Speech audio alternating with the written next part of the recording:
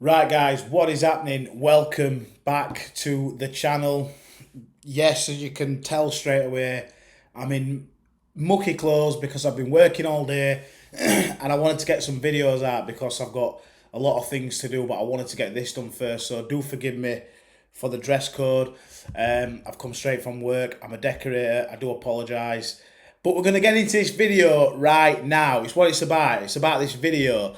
Patrick Christie calls to deport dangerous illegal Afghan migrants now as Taliban meet with EU. Yes, that's right. The Taliban, they meet with the EU. So let's get into this video right now, guys. Disclaimer, we're not trying to incite hatred or violence. We're trying to go through this video and come to our own conclusion. And listen, I'm a guy that knows nothing about nothing. I'm just a working man that provides for his family, that wants to see a better future for my children growing up in our beautiful country on this wonderful land that we've been given. So let's get into this video right now. But before we do, don't forget to like and subscribe to the channel. Let's go. Well, good evening, everybody. Today, the Taliban are in Brussels and have met with the EU without a shot being fired. Yes, the Mad Mullers have met Europe's elite to negotiate a deportation plan after years and years of telling us that diversity is our greatest strength and flooding an entire continent with illegals and asylum seekers from the very worst countries in the world. Finally, the EU has decided to negotiate. To be fair, if they're negotiating to take the Afghans back, that's probably one of the only reasons why you'd want to get in touch with the Taliban in the first place, so they can, so you can start deporting people back to their homeland, to their homes. The actual Taliban, this lot.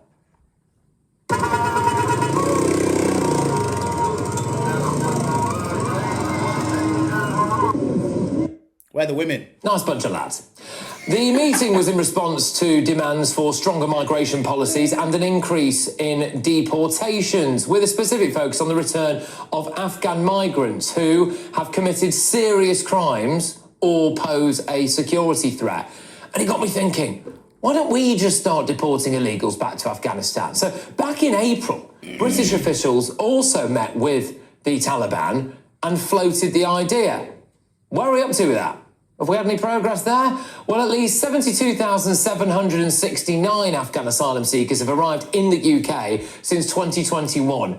That is a huge number, isn't it? Successive governments went to court to try to hide a catastrophic data leak, an error which resulted in them secretly importing Afghans. One bloke reportedly brought 14 relatives with him. Others, now brace yourselves for this because this will come as a shock, turned out to be related to Taliban commanders. Yeah, I know. Oh, who could have seen that coming? That's quite scary, isn't it, to think that, you've got people coming over that are related to the Taliban. Like, it's really hard to get your head around the whole concept of having people in, well, oh yeah, it's my uncle, it's part of the Taliban. It's just madness to think that this is kind of happening. We built houses for Afghans. We offered them new homes, and we've had some absolute disasters. It turns out that Afghans are estimated to be 14.5 times more likely to commit sexual offences than Brits. So, why don't we just deport them? If it's good enough for the EU, why is it not good enough for us? It's like Rwanda all over again. Oh, we can't do that, it's inhumane. Meanwhile, the Germans thought, hang on a minute, shall we do it? This Labour government hasn't had a problem with jihadis in the past.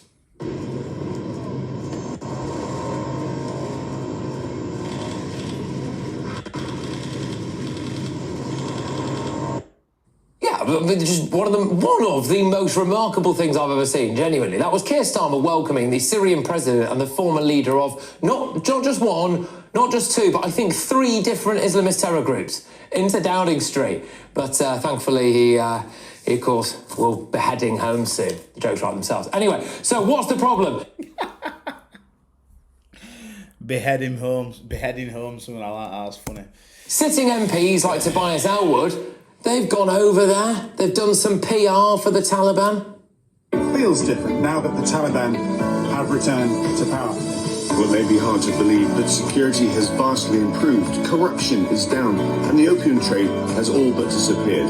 Pylons distribute electricity to the cities. Solar panels are now everywhere. I mean, does anyone believe this? Does anyone seriously believe this propaganda that they're trying to promote? I know that YouTubers were going over to Afghanistan as well, weren't they? And they were trying to promote it as if it were all different now that the Taliban had took over, and you know there were no women on the street when they were walking by, crowds and crowds of men, and they were constantly getting followed, and it just reminded me of North Korea. Irrigation pumps allowing more crops to grow. It's the music for me with that video, I think, that really does it. The kind of softy tourist type. But meanwhile, you know, Tobias Elwood there, distinct lack of women available to be filmed, weren't there? Yeah. The Taliban, I think, have banned education for women. And, of course, child marriage is very much back on the menu. So Nigel Farage, he's been pretty clear on it. I want the message to be sent to Afghans, you know, if you come, you're going to be detained and deported. And my priority has to be the safety of women and girls on Britain's streets. Yeah, I mean, look, they're not sending their best. Englishman, nigga pasa, don't talk about me. I mean, why are guys like this coming over to this country? What are they coming over for? Is it coming over to cause trouble? Is it coming over for free healthcare? What's his purpose? We know that he made his journey from France and he'd been all sorts of places before he got to France. And he was big on TikTok. Why is TikTok even letting people like this be on there in the first place? But yet they're blocking some videos if you talk about transgender people or something like that. It's absolutely ridiculous to think that you've got morons like this in the UK. I don't know if I'm right in saying this, but I'm sure that this guy is in jail for threatening Nigel Farage. I might be wrong though. What an idiot. Yeah, he's in prison now. So it poses the question, should this Labour government do a deal with the Taliban to get our Afghan illegals sent back there? Commentator Kai Wilshaw, right, thank you very much. Esther, should we do a deal with the Taliban to send the Afghans back to Afghanistan? Well, I'll have to tell you, on this instance, I would be taking a page out of the EU book there, as 20 of their member states said, we want a concrete path to be able to send back Afghanistanis who pose a threat to our country or shouldn't be here or, you know, legally, and we want to find a way to do that. Germany's already done it, Austria's started to do it, and I think, yes, if people are here illegally or pose a threat to our country, and really the government of the day should be looking after the interests of our country, then I would be looking to do that, yes. What do you think? Well, yes, but then I think we need to go further than that as well, Patrick. There was a study done earlier in the year by one of the think tanks that looked at crime rates by country of origin and then also the degree to which they contributed economically. And what they found was that the countries which were the lowest economic contributors had the highest crime rates. We are paying to import murderers and rapists into this country. Now, is everyone from Afghanistan a murderer or rapist? Absolutely not. At the same time, they are statistically far more likely to be one. Now, that shouldn't come as a surprise. When you grow up in an environment which treats women like second-class citizens, where you haven't had the same levels of education, where you are raised to hate Jews and to hate minority groups, it goes logically to follow that you are more likely to hold those views. Yeah, it truly does. You are a product of your environment, aren't you? And it is indoctrination, and again, being a product of your environment that it runs deep through the mind, and the foundations have already been laid. You know, you're not starting from scratch at 20-year-old on what your morals should be or how you should treat someone. Now, I'm not, for purposes of not getting in trouble, I'm not saying that is of any particular culture, if you know what I mean, or any particular country, but for a country that is an awful place, and people are coming from that awful place, like he said, that it's just, it takes someone like me that's not even smart to just say that we know that there's going to be potentially more trouble bringing these people over. I don't understand why they don't get that. just get off a boat when you hit the beaches of Dover and suddenly put a photo of Joe Root up on your wall and have a couple of education and training programs about women's rights and suddenly you're, in favour of Western liberalism. It doesn't work that way. Are you sure? It doesn't work that way. Yeah. And I can't believe that people don't understand that basic fact. So what we've got to do, in addition to deporting the dangerous people who are currently here, is to stop anyone from Afghanistan or a country which is not culturally compatible from entering the country. Yeah, I mean, that is the step further, isn't it? That is the step further, do some kind of Trump-style travel ban, I suppose. Kind of, again, I just feel like we are so out of step here. I mean, the EU, well, Germany specifically, didn't have a problem with Rwanda at all in the way that we did. And it helped, I think, for them that we'd already paid to build a lot of the facilities in Rwanda, so that was nice. They've had our pants down there a little bit. And now they clearly don't have that much of a problem meeting the Taliban. I mean, the Mullahs rocked up in Brussels. Yes, but back in April of this year, it was reported that the British government is already having those discreet talks in Kabul with the Taliban. Now, they haven't visited the UK, sure, but those talks are happening already. They're not getting anywhere, are they? Well, are they not? Well, I mean, we don't know, but the fact is it's already happening. And So in you're that happy article, for them to go back, so we are all in accord here. You're happy to send them back to Afghanistan. But, well, here's the rub, right? We're talking about Afghanistan migrants as if they are all small boats migrants, where in fact here in this country, differently to the EU. Well, Will didn't he? Yeah. Okay, but there are lots of Afghans who are also been resettled here because they worked in high-risk roles with the British government before the evacuation of many of those people through legal routes, through humanitarian routes. About 35,000 of those people are now in this country. The level of fraud in that programme was off the charts, by the way, but go on. It was insane. Fine, well, I mean, we can blame the Tory government for that, can't we? So we have to try and distinguish, don't we, between them, because obviously the rate of many of those people who are granted asylum much higher. So in 2023, the grant rate for asylum seekers from Afghanistan was 99%. Now it's 38%. Well, let's take one of the better known Afghan migrants, Madha Passa, who is the one with the AK-47. He's currently serving time at His Majesty's pleasure, thanks to threats he made about Nigel Farage and weirdly Nigel Farage's sister, who I don't think wants to marry him. And there he is. Nice guy, very misunderstood. Oh my days, just a guy like that is that's just like the worst of the worst. That's the drips coming out of the sewer pipe, innit? You just do not want anyone like that in our country at all. You don't want anyone like that on this earth, probably. I don't know, deport him to the moon or something. It's crazy. It's absolutely crazy. I just do not understand. It's difficult because we all say the same thing all the time. And we've been singing and reading from the same hymn sheet for about 4 years now, 5 years. And yet we still keep going over the same thing over and over again. It's Groundhog Day. It's like, are they really making any progress? I don't know. This guy's actually an aspiring rapper in Sweden before he came all the way over here. But anyway, so that guy can go back to Afghanistan, can't he? I mean, this is the kind of people that... he wasn't resettled under a resettlement. He got a small boat across. 100%. He's in prison. I mean, this guy could just go back, couldn't he? But that's where there was already a demarcation in the EU meetings and everything. It was, do you pose a risk? Are you here illegally? And those are the people who go back. Have you broken into our country? No reason to be here. Then you need to go back. Yeah. Well, I think we could all agree on that. We're not talking about people who are interpreters and put their life on the line for us. So, yes, they can go back. We don't need them here. We've got enough criminals of our own. I would go a step further than just are they a risk.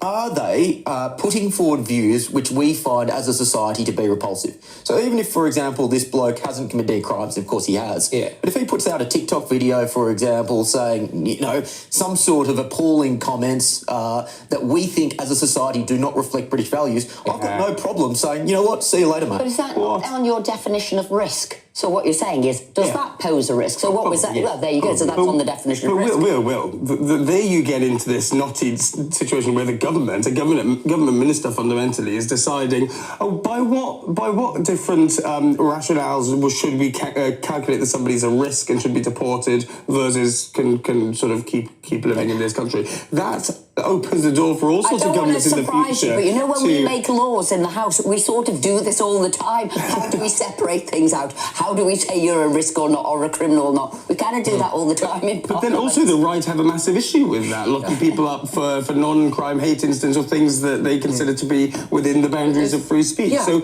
it's still the same point, isn't it? Who do we allow to decide what is within our values and not? Kai, again, I feel like we're a little bit out of step, remarkably, with some EU nations. I mean, so Angela Merkel, and by the way, I think she deserves to be remembered terribly in history for this, but there was a moment in time, I think, to atone for the Holocaust, basically. She decided to atone for that, ironically, by importing a load of people from countries that hate Jews. But she decided to just throw the gates open to Syrians, mostly. There's a couple of million Syrians arrived over the course of a few years into Germany. Well, then, now, they've got this new guy in charge of Syria, who is supposedly definitely not a jihadi anymore, so much so that we've totally normalised him. I mean, he rocked up to Downing Street and everything. Well, that means surely those people can go back to... You know what annoys me is that you have Keir Starmer shaking the hands of that guy that Patrick's just described, but yet they'll say someone like Tommy Robinson is the scum of the earth, is a bigot, is this, is that. Tommy Robinson, and they're all in Parliament, like, mentioning his name or not mentioning it, like the boogeyman. And he is filth at the bottom of their shoe. They won't spit on him if he's on fire. Is an embarrassment, is a racist, is this and is that. Of course, I don't think that about Tommy Robinson. I think he's a hero, personally. But yet, they're willing to then shake hands, do a slimy handshake in front of cameras with a guy that probably, allegedly, maybe might have murdered people or told people to do that, innocent people. But yet, they'll go on and talk about Tommy Robinson like he's that guy. They should be treating that guy like they treat Tommy Robinson. They should treat Thomason how they treat that guy. And it's just absolutely disgusting, it. We've completely got our shoes on wrong feet. Now, and that's one of the things that the German government was looking at doing. They were saying, well, look, if you were given refugee status and your country is now safe and considered safe on the world stage, you can go back. Well, if we are saying that we've got diplomatic ties potentially with the Taliban to the point where we're maybe meeting them in Kabul, then we have to class that as a safer country now. And if you've been given refuge here, well, surely we can send you back. It seems strange that the Home Office's policy at the moment appears to be that you basically have a 100% guaranteed acceptance if you come from Afghanistan. Even in one case where a bloke was caught repeatedly exposing himself near a children's playground, he was still granted asylum in this country. That's so bad. Why can that happen? That is so bad that a guy exposing himself in front of children in a playground was still allowed to seek asylum in this country. Makes you wonder, doesn't it? It makes you wonder what the true intentions of the government is, or some people in government. And again, guys, if you just tuned in or whatever, these are my work clothes. I've been to work. I've not had time to get changed and get a shower and things like that. I just started crack on with a video, so I suppose I'm going to hear some comments about it, but there you go. So willing to send a delegation over and meet with the Taliban? No, it's much less now. It was around 38% in 2025. But I agree with you, and I think this is why things are so bogged up in the system, right? So about 7,000 Afghans had asylum claims rejected by the Home Office last year, but we only forcibly deported about 135. It's because we don't recognise the Taliban. Obviously, that's what these talks need to do, isn't it? Is open the door for us to be able to deport people who have committed crimes here, who have no right to be here. But right now, we're in this sort of legal limbo. I don't know why, but I think that's what the EU talks are destined to solve, and then hopefully us. Can I go? Okay, guys, so there we have it. What do you guys think about this? Is this a good thing that our government is in talks with the Taliban to deport people back to Iran? Not back to Iran, back to Afghanistan. I think it's a good idea. I think it's probably only good idea and only good excuse to be in contact with the Taliban in the first place. So yeah, if they're willing to do some negotiations and get people deported back to their homeland, then yeah, I think they should be in talks with him. But I'm interested to know what your guys think about this.